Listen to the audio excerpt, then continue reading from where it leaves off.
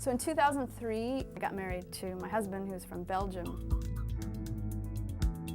And we bought a house in Ghent, Belgium, and one summer I was there planting some flowers, and I pulled out a cobblestone out of the ground, and this Flemish woman walked by, and she started kind of yelling at me in Flemish, and she kept saying, blah, blah, blah, blah, the staat, da, da, da, da, da, the staat. You know, I really didn't know what she was saying, and so I asked her to speak to my husband, and he came out and said, she's just telling you you can send your receipts for the soil and the seeds, and you can get reimbursed by the city. And I was like, what? You can get reimbursed by the city? And so I did some research on the city website, and basically this program is called Bebloemingsacties, which means, literally translated, planting action. I started doing research about subsidized greening programs like that in America. There aren't really any currently, but there was this historical program called the Victory Gardens during World War I and II.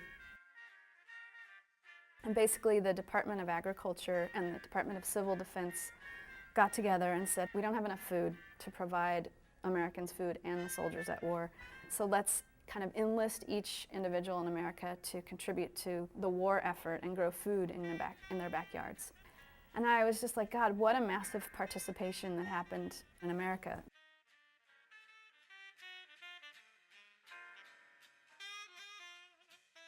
When I was invited to be in the Seika show, I proposed just kind of off the cuff, like, I want to reinstate Victory Gardens in San Francisco.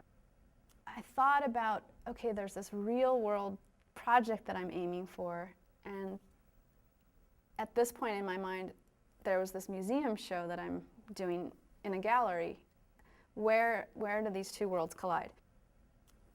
So these two sculptures just kind of popped out in my head. So the first was this sculpture that's in the galleries now of a wheelbarrow bicycle. So it was a bike barrow. And the idea is you'd ride the bike to the garden and you'd have a wheelbarrow to distribute dirt. And the other one was a pogo stick shovel. And so these two sculptures were really the inception of the art piece. Another aspect of the project that I think is interesting to mention was giving away 3 gardens in different microclimates in San Francisco. And what I did in order to give away these gardens was post a posting on Craigslist saying, free garden, part of the San Francisco Museum of Modern Art Seika Award program.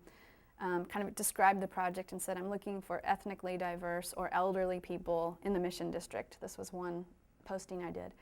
And within 8 hours, I got 150 responses. One thing I would hope that people would get out of the work here, the Victory Gardens project, is I would hope questions. I would hope that it would give enough information for people to want to go further into the idea and to become a bit more of a, let's say, participant or active audience.